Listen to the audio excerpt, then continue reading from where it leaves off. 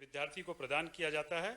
सत्र 2020-22 के लिए यह पदक सुश्री बागेश्वरी नंदिनी को प्रदान किया जाता है। पदक के साथ 21,000 रुपये का चेक एवं प्रमाण पत्र प्रदान किया जा रहा है। डॉक्टर चौबे के परिवार से लोग हैं, मैं अनुरोध करूंगा कृपया वे अपने स्थान पर खड़े हो जाएं।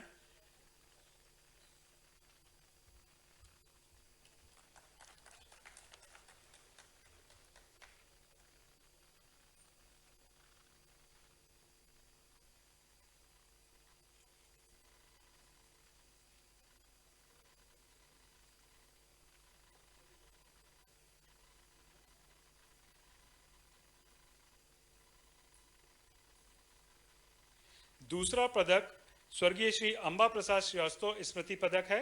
वरिष्ठ साहित्यकार, पत्रकार एवं पूर्व प्राध्यापक स्वर्गीय श्री अंबा प्रसाद श्रीवास्तव की स्मृति में उनके परिवार की ओर से स्थापित स्वर्गीय श्री अंबा प्रसाद श्रीवास्तव स्मृति पदक विश्वविद्यालय के MA विज्ञापन एवं जनसंपर्क पाठ्यक्रम में सर्वोच्च अंक प्राप्त करने वाले विद्यार्थी को प्रदान किया जाता है। सत्र 2020-22 के लिए यह पदक सुश्री श्वेता रानी को प्रदान किया जाता है। पदक के साथ प्रमाण पत्र प्रदान किया जा रहा है। मैं चाहूंगा श्रीवास्तव परिवार से भी लोग हैं, कृपया अपने स्थान पर खड़े हो जाएं।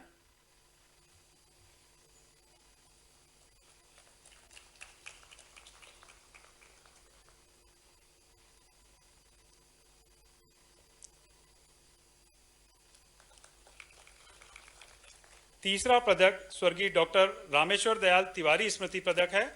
मध्य प्रदेश के वरिष्ठ पत्रकार एवं चेरावती के प्रबंध संपादक स्वर्गीय डॉक्टर रामेश्वर दयाल तिवारी की स्मृति में उनके परिवार की ओर से स्थापित स्वर्गीय डॉक्टर रामेश्वर दयाल तिवारी स्मृति पदक विश्वविद्यालय के पत्रकारिता स्नातकोत्तर पाठ्यक्रम में सर्वोच्च अंक प्राप्त करने वाले विद्यार्थी को प्रदान किया जाता है। सत्र 2021-23 के लिए यह पदक सुश्री अंजलि कुमारी को प्रदान किया जाता है। पदक के साथ 11,000 रुपये का चेक एवं प्रमाण पत्र प्रदान किया जा रहा है। मैं चाहूँगा तिवारी परिवार से और वाजपेयी परिवार से भी लोग हैं, तो कृपया अपने स्थान पर खड़े हो जाएं।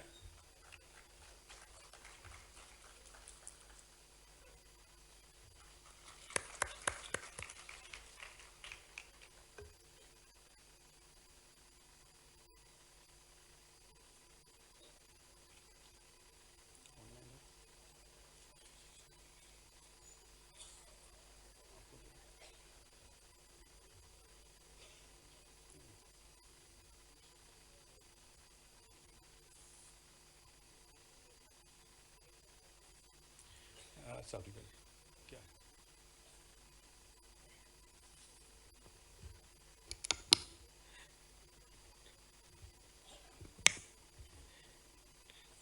इसके बाद माननीय मुख्यमंत्री महोदय श्री शिवराज सिंह चौहान से अनुरोध है, आप आभासी माध्यम से हमारे से जुड़ने का प्रयास कर रहे हैं कि आप दीक्षांत समारोह को संबोधित करने की कृपा करें। ये तकनीकी दक्षता का कार्य है। वनाच्छादित प्रदेश में इस समय माननीय मुख्यमंत्री जी हैं, ये प्रयास जारी है। यदि ये लग जाता है तो माननीय मुख्यमंत्री जी हमसे संवाद करने के उत्सुक हैं। हम एक क्षण के लिए इसको देखते हैं।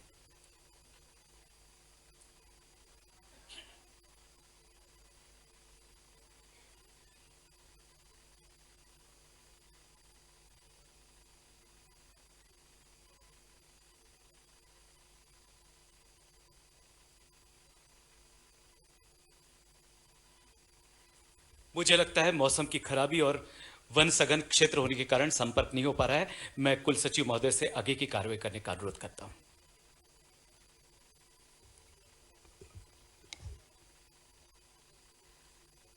जैसे ही माननीय मुख्यमंत्री जी हमसे जुड़ेंगे, हम माननीय मुख्यमंत्री जी को सुनेंगे। इस बीच मैं इस समारोह के मुख्य अतिथि एवं विश्वविद्यालय के कुलाध्यक्ष माननीय उपराष्ट्रपति महोदय को दीक्षांत उद्बोधन के लिए सादर आमंत्रित करता हूं।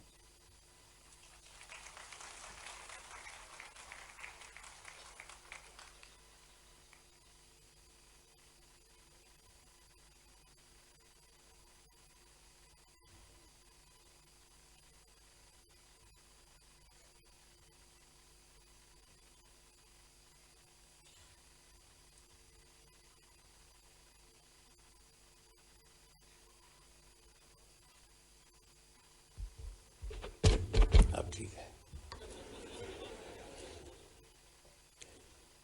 तकनीकी खराबी कई बार बड़ी परेशानी पैदा कर देती है, पर समाधान काफी आसान हो जाता है, 2 बटन ही दबाने पड़े। प्रदेश के अनुभवी मुख्यमंत्री श्री शिवराज सिंह चौहान जी, मेरी उनसे लंबी बात हुई।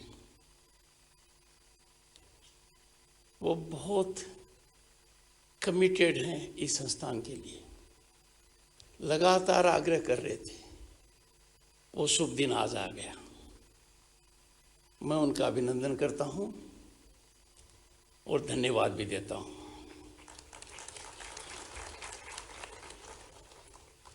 श्री राजेंद्र शुक्ला जी, राज्य मंत्री, श्री मोहन यादव जी, राज्य मंत्री, आदरणीय दीदी साध्वी प्रज्ञा ठाकुर जी, आपके कुलपति वाइस चांसलर निर्मल स्वभाव के हैं, सीधे दिखते हैं, सादगी टपकती है। मुझे लगता है विद्यार्थियों को परेशानी के सब कारण इनमें उपलब्ध हैं।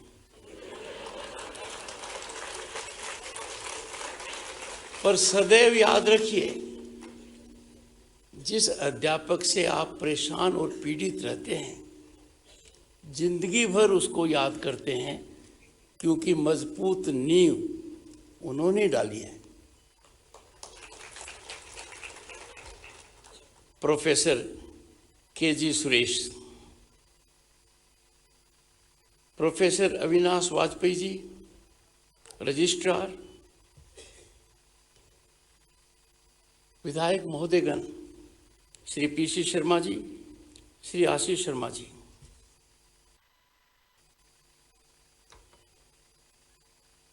वरिष्ठ अध्यापकगण, उपस्थित सज्जनों, और सबसे महत्वपूर्ण जिनके लिए कार्यक्रम है, वो सब मेरे सामने हैं। आप सबको बहुत बहुत बधाई।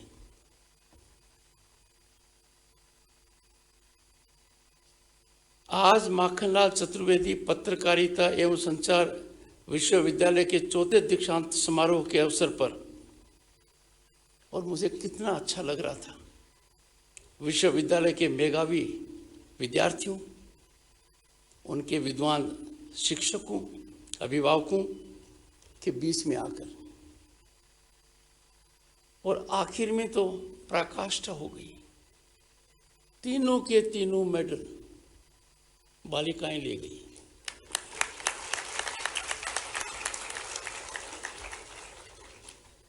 आपकी सांसद महोदय ने मौका चूका नहीं, और मेरे कान में यही कह रहे थे,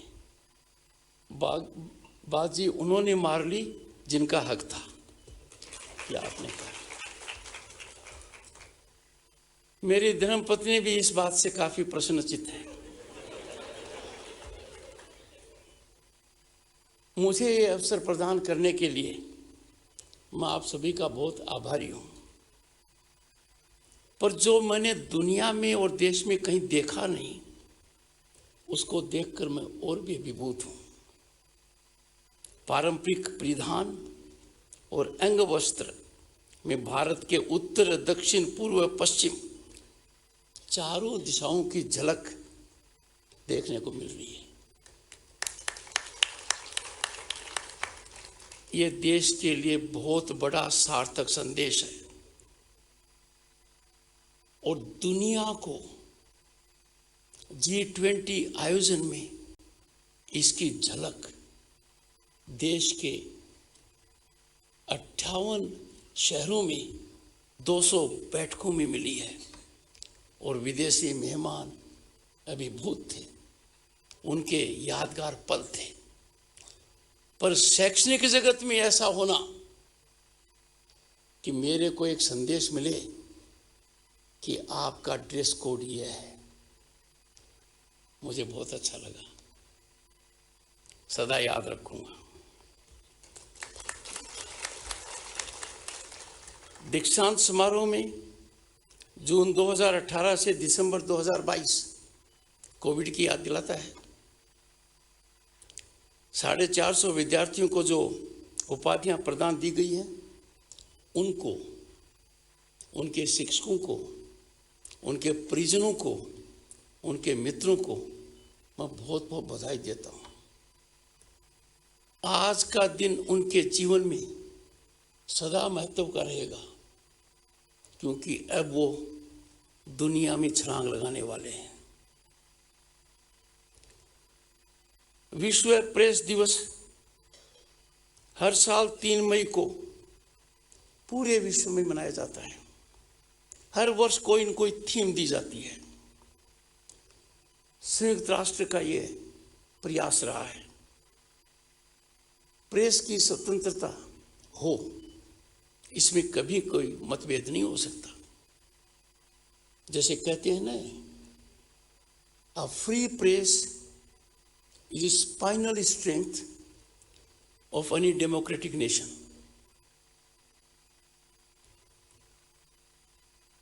पत्रकार प्रेस की स्वतंत्रता के अंतिम प्रहरी है और उनका बहुत बड़ा दायित्व है, बड़ा काम है, उनके कंधों पर बड़ा भार है। चिंता का विषय है, चिंतन का विषय है, मंथन का विषय है और परेशानी का विषय है कि यह परी कुंभकर्ण मुद्रा और निद्रा में है। भारत जैसे विशाल देश में we are home to 1/6 of humanity. ऐसे देश में जिसकी हजारों साल की संस्कृति है, उसमें कुंभकर्ण मुद्रा और निद्रा में होना इनके लिए ठीक नहीं है, देश के लिए भी अच्छा संदेश नहीं जाता। सभी जानते हैं पत्रकारिता व्यवसाय नहीं है, समाज सेवा है। पर मेरे से ज्यादा आप जानते हैं, और बड़े अफसोस के साथ कह रहा हूं, बहुत से लोग ये भूल गए। पत्रकारिता एक अच्छा व्यवसाय बन गया है, शक्ति का केंद्र बन गया है, सही मापदंडों से दूर हट गया है, भटक गया है। इस पर सबको सोचने की आवश्यकता है। पत्रकार का काम क्या है? निश्चित रूप से किसी राजनीतिक दल का हितकारी होना तो नहीं है। पत्रकार का यह काम तो कभी नहीं हो सकता कि वो ऐसा काम करे कि एजेंडा सेट हो, कोई पर्टिकुलर नैरेटिव चले। ये नहीं होना चाहिए। मैं खुलकर बात इसलिए कर रहा हूं कि एशिया और देश में इस संस्थान का बड़ा नाम है, और जिस व्यक्ति के नाम पर यह है, उनकी रीढ़ की हड्डी बहुत मजबूत थी। इसलिए मैं हिम्मत कर रहा हूं कि ऐसी बातें दिल से कहूं आपके समक्ष। प्रेस की स्वतंत्रता तभी हो सकती है जब प्रेस जिम्मेवार हो। सकारात्मक समाचारों को महत्व देने की जरूरत है। अब आपके संदर्भ में यदि अगर मैं आपके प्रांत के बारे में बात करूं, तो विकास को राजनीति से मत जोड़िए। विकास की यात्रा का आनंद लीजिए। विकास की चर्चा करना यह नहीं है कि किसी राजनीतिक दल की प्रशंसा कर रहे हैं। विकास एक जमीनी हकीकत है। पिछले 2 दशक में आपके प्रांत में, मध्य प्रदेश में कई मुकाम हासिल किए गए हैं। राजनीतिक चश्मे से मत देखिए। प्रधानमंत्री जी ने जब मेरा परिचय कराया राज्यसभा में, तो उन्होंने मुझे कृषक पुत्र कहा। तो मैं उसी ओर ध्यान देते हुए बताऊंगा कि आपके प्रांत में कितना बदलाव आया और पत्रकारिता ने वो ज्यादा क्यों नहीं दिखाया और उसका कितना व्यापक असर है। सिंचाई में 20 साल में 6 गुना वृद्धि, 6 टाइम्स, 7 लाख हेक्टेयर से बढ़कर 42 लाख हेक्टेयर होना। अच्छा होता पत्रकार जाता, देखता कि इतना जब बदलाव आया है तो अर्थव्यवस्था पर क्या असर पड़ा है, सामाजिक व्यवस्था पर क्या असर पड़ा है, बच्चों की शिक्षा पर क्या असर पड़ा है।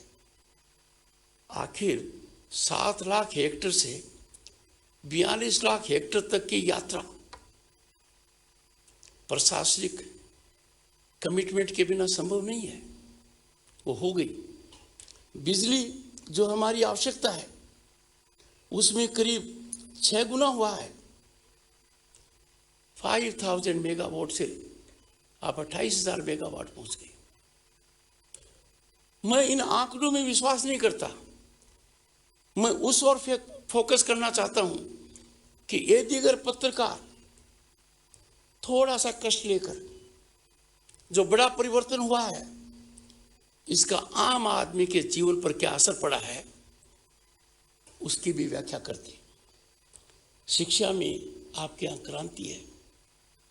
मैं खुद मध्य प्रदेश पिछले 4-5 साल में कई बार आया हूँ, हर परिस्थिति में आया हूँ। राज्यपाल की हैसियत से भी आया हूँ, उपराष्ट्रपति की हैसियत से भी आया हूँ। जब लोगों से सड़कों के बारे में पूछता हूँ तो perhaps it is the only state जहाँ हर डिविजनल हेडक्वार्टर 4 लेन से जुड़ा हुआ है। मेरा कहने का तात्पर्य है कि पत्रकार यदि अगर विकास को अपने रडार पर रखेगा तो समाज में जो सकारात्मक बदलाव आ रहा है उसमें निश्चित रूप से गति आएगी। अभी हाल ही में G20 संपन्न हुई। दुनिया के कई नेताओं से मेरे को चर्चा करने का मौका मिला, पर कुछ बातें इतनी जबरदस्त हैं जो पत्रकारों को फ्रंट में रखनी चाहिए। वर्ल्ड बैंक के अध्यक्ष भारतीय मूल के हैं। उन्होंने क्या कहा कि 6 साल में फाइनेंशियल इंक्लूजन जो भारत ने किया है वो 47 साल में संभव नहीं था। अब मुझे बताइए, इतनी बड़ी उपलब्धि इतने बड़े व्यक्ति ने पूरी जांच पड़ताल के बाद कही, हमारा सीना चौड़ा होना चाहिए। और मैं कह सकता हूं दावे के साथ, यह सही क्यों है। सितंबर 2022 में भारत ने वो कर दिखाया जिसका सपना कल्पना मैंने नहीं की थी जब मैं 1989 में पहली बार लोकसभा का सदस्य बना और केंद्र में मंत्री बना। आज से 10 साल पहले का परिदृश्य देखिए। हमारे सामने एक चित्र था कि दुनिया में 5 कमजोर कड़ी हैं, 5 कमजोर देश हैं। उनको कहा जाता था फ्रेजाइल 5। वो दुनिया पर बोझ बने हुए थे। South Africa, Turkey, Indonesia, Brazil और अपना महान भारत। और 10 साल में क्या हुआ? सितंबर 2022 में भारत को सौभाग्य मिला, दुनिया की 5वीं आर्थिक महाशक्ति बनी 2022 के सितंबर में। और किनको पछाड़ा? उन अंग्रेजों को जिन्होंने सदियों पर हम पर राज किया। यदि अगर हम ये देखें कि भ्रष्टाचार कैसे खत्म हुआ, क्योंकि पैसा सीधा बैंक अकाउंट में जाने लग गया। पर दुनिया के मापदंड पर डायरेक्ट डिजिटल ट्रांजैक्शंस हिंदुस्तान के 45% से ज्यादा है। यदि अगर मैं आप लोगों को कहूं कि 2022 का आंकड़ा देखें तो अमेरिका, यूके, फ्रांस, जर्मनी, इन सबको इकट्ठा कर लो, 4 से गुना कर दो तो भी हमारे महान भारत के मापदंड तक नहीं पहुंच पाते, हमसे कम है। यह प्रगति हमने अर्जित की है। देश तभी आगे बढ़ेगा जब देश का मनोबल ऊंचा होगा। विकास के मामले में राजनीतिक चश्मे को निकालकर छोड़ देना चाहिए। किसी मुद्दे पर सहमति हो या नहीं हो, विचार विमर्श आवश्यक है। आपका मत आपका विवेक है। आप सहमत हो सकते हैं, आप असहमत हो सकते हैं, पर पत्रकारिता कहां है? राज्यसभा के सभापति की हैसियत से मैं लगातार इस ओर प्रयास कर रहा हूं कि वहां क्या होना चाहिए। Dialogue, debate, discussion, deliberation. हो क्या रहा है? Disturbance, disruption. संविधान सभा में तो 3 साल तक ऐसा कभी नहीं हुआ। उन्होंने तो बहुत क्लिष्ट मुद्दों का समाधान ढूंढा, विचार विमर्श से मतभेदों को खत्म किया। कभी नारे नहीं लगे, कभी प्लेकार्ड नहीं दिखा, अब दिख रहा है। पर मीडिया में इसका कोई असर नहीं है। यह जन आंदोलन बनना चाहिए। आपके जनप्रतिनिधि कैसे ऐसा आचरण कर सकते हैं कि उस उत्तरदायित्व का निर्वहन नहीं कर रहे हैं जो संविधान ने उनको दिया है और जो मौका आप लोगों ने दिया है। मेरा आपसे यह रहेगा कि मीडिया सजग है तो देश गदगद होगा। कुरीतियां हैं, उनको दूर करने में आपका बहुत बड़ा योगदान है। हमारे संविधान में मौलिक अधिकार हैं, पर मौलिक दायित्व भी हैं, डायरेक्टिव प्रिंसिपल्स भी हैं। मीडिया ठान ले तो आप मानकर चलिए सड़क के ऊपर अनुशासन देश में सर्वोपरि होगा। आप लोगों की ताकत बहुत ज्यादा है, आपको सिर्फ समझने की आवश्यकता है। उनको रास्ता आप दिखाएंगे जिनको रोशनी की आवश्यकता है। पत्रकारिता की वर्तमान दशा और दिशा गहन चिंता और चिंतन का विषय है। हालात विस्फोटक हैं, अविलंब निदान होना चाहिए।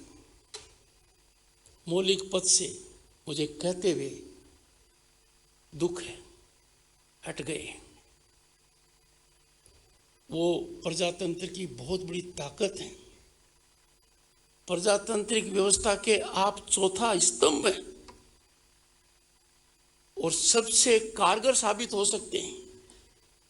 कार्यपालिका हो, विधायिका हो, न्यायपालिका हो, सबको आप अपनी ताकत से सजग कर सकते हैं, कटघरे में रख सकते हैं। But this watchdog is watching the interest on a commercial pattern। ये ठीक नहीं है। जब आप जनता के वॉचडॉग हो तो किसी व्यक्ति का हित आप नहीं कर सकते। आप सत्ता का केंद्र नहीं बन सकते। सेवा भाव से काम करना होगा। और आवश्यकता इसमें क्या है? सच्चाई, सटीकता और निष्पक्षता। इनके बिना कुछ होगा नहीं। जिनका काम सबको आईना दिखाने का है, हम ऐसे हालात में पहुंच गए कि हमें उनको आईना दिखाना पड़ रहा है। ये चिंता का विषय है। और आईना के बारे में एक गजल में कहा गया है, और वो सभी के लिए सही है। जड़ दो चांदी में चाहे सोने में, आईना झूठ बोलता ही नहीं। हमारे पत्रकार प्रतिभाशाली हैं। आप लोग जब जाएंगे, you are living an institution where you have been trained, grilled, equipped in the best of situations. पर आप बाहर जाते देखेंगे बाढ़ खेत को खा रही है, तो आपको रोकना है, हताश नहीं होना है, नए मापदंड पैदा करने हैं। और इसमें माखनलाल चतुर्वेदी जी से बड़ा कोई उदाहरण आपके लिए नहीं हो सकता। खबर क्या है? खबर कोई जानकारी नहीं है। उपराष्ट्रपति भोपाल आएंगे, सब कार्यक्रम में सम्मिलित होंगे, ये खबर नहीं है, ये सूचना है, ये इंफॉर्मेशन है। खबर वो है जिसको कोई छिपाना चाहता है। खबर वो है जिस पर लोग पर्दा रखना चाहते हैं। खबर वो है लोग डरते हैं कि सामने न आ जाए। थी 80 के दशक में खोजी पत्रकारिता।